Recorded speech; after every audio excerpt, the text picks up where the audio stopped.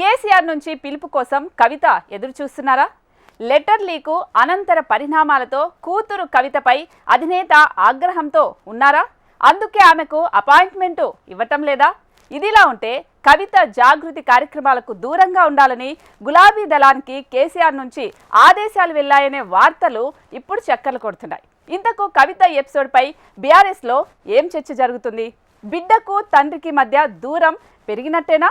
ఆమెకు శాశ్వతంగా డోర్లు క్లోజ్ అయినట్టేనా? బీఆర్ఎస్లో కవిత వ్యవహారం టీకప్పులో తుఫాన్ కాదా? ఈ అంశం ఇప్పట్లో తీరానికి చేరేది కష్టమేనా? కేసీఆర్కు కవితకు మధ్య రోజురోజుకు దూరం పెరుగుతుందే కాని తగ్గట్లేదా? కనీసం కూతురికి కేసీఆర్ అపాయింట్మెంట్ కూడా ఇవ్వట్లేదా? అంతేకాదు, జాగృతితో కార్యక్రమాలు చేస్తున్న కవిత ప్రోగ్రామ్స్లో ఎవరూ పాల్గొనొద్దని గులాబీ దళానికి ఆదేశాలు వెళ్లాయని, అందుకే కవిత వెంట ఒక్క బీఆర్ఎస్ కార్యకర్తగాని జెండాగాని కనిపించటం లేదనే వార్తలు ఇప్పుడు గులాబీ తోటలో గుబులు రేపుతోంది. లెటర్ లీక్, ఆ తర్వాత దెయ్యాలు కోవర్టులు అంటూ కవిత కీలక వ్యాఖ్యలు చేసినా అసలేం జరిగిందని, కవితను పిలిపించుకుని కేసీఆర్ ఎందుకు మాట్లాడలేదనే క్వశ్చన్స్ రేజ్ అవుతున్నాయి. ప్రధాన ప్రతిపక్షం బీఆర్ఎస్లో ఎమ్మెల్సీ కవిత వ్యవహారంపై ఉత్కంఠ కొనసాగుతోంది.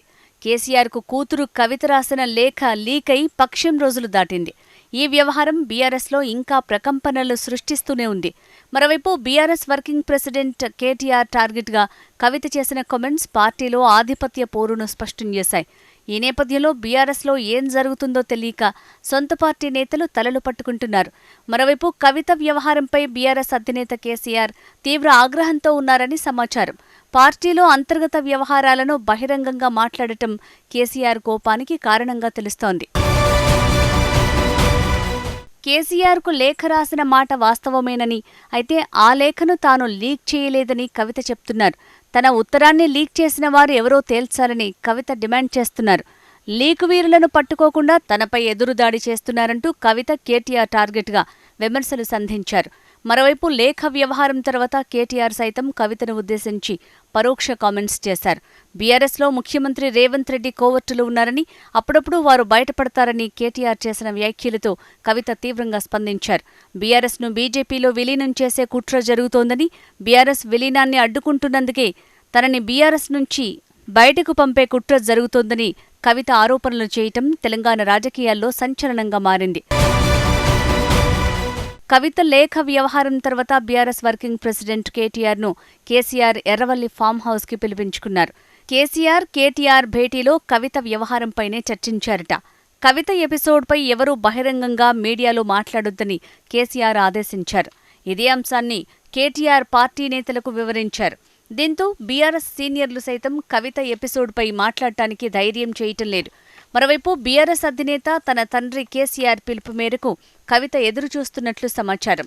లేఖ లీక్ వ్యవహారం జరిగే పక్షం రోజులు దాటింది. అయినప్పటికీ కవితకు కేసీఆర్ అపాయింట్మెంట్ ఇవ్వటం లేదని తెలుస్తోంది. తానెందుకలా మాట్లాడాల్సి వచ్చిందో జాగృతి ఆవశ్యకతను వివరించాలని చూస్తున్నారట. కానీ పార్టీని డ్యామేజ్ చేసేలా అంతర్గత అంశాలను బహిరంగంగా మాట్లాడినందునే కేసీఆర్ కవితను కలవటం లేదని బీఆర్ఎస్ వర్గాల సమాచారం. కేసీఆర్ సమయమిస్తే వెళ్లి కలవాలని ఎమ్మెల్సీ కవిత భావిస్తున్నారట. మరోవైపు కేసీఆర్కు అత్యంత సన్నిహితులైన రాజ్యసభ సభ్యుడు దామోదర్రావు, అడ్వకేట్ గండ్ర మోహన్ రావులు కవిత ఇంటికి వచ్చి చర్చలు జరిపారు. అయినప్పటికీ కవిత మెత్తబడలేరు. ఇదిలా ఉంటే ప్రస్తుతం కవిత దారెటు అన్న చర్చ బీఆర్ఎస్ వర్గాల్లో జోరుగా నడుస్తోంది. కవిత కార్యక్రమాల్లో గతంలో బీఆర్ఎస్ నాయకులు, కార్యకర్తలు పాల్గొనేవారు. తాజాగా జాగృతి ఆధ్వర్యంలో కవిత నిర్వహిస్తోన్న కార్యక్రమాలకు బీఆర్ఎస్ నేతలు, క్యాడర్ దూరంగా ఉంటున్నారు. కేటీఆర్ ఆదేశాలతోనే బీఆర్ఎస్ నేతలు కవిత కార్యక్రమాలకు దూరంగా ఉంటున్నారని సమాచారం. పార్టీ నేతలెవరూ కవిత ప్రోగ్రామ్స్లో పాల్గొనొద్దని కేటీఆర్ ఆదేశాలిచ్చినట్టు తెలిసింది. ఈ నేపథ్యంలో కవిత అసలు బీఆర్ఎస్లో ఉన్నారా లేదా అనే చర్చ కూడా నడుస్తోంది. కవిత మాత్రం తన జాగృతి కార్యక్రమాల్లో కేసీఆర్ ఫోటోను వాడుతున్నారు.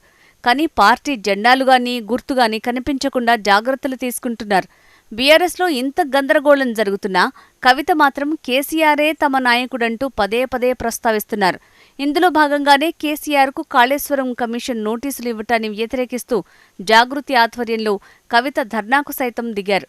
అయినప్పటికీ కవితకు కేసీఆర్ అపాయింట్మెంట్ ఇవ్వటం లేదన్న చర్చ సొంత పార్టీలో నడుస్తోందట. మరోవైపు ఇప్పటికిప్పుడు తొందరపడాల్సిన అవసరం లేదని కవిత భావిస్తున్నారట.